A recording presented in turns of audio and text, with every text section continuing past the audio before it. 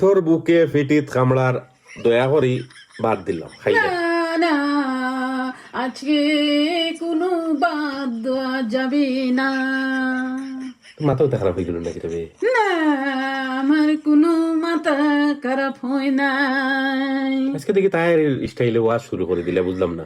না আমি কোনো তাহেরি হুজুর নয়, আমি আজকে রান্না করি নাই। কারণ হলো আজকে হ্যাপি নিউ ইয়ার উপলক্ষে আমাদেরকে বাইরা খাওয়ানোর কথা ছিল, তাই আমি রান্না করি নাই।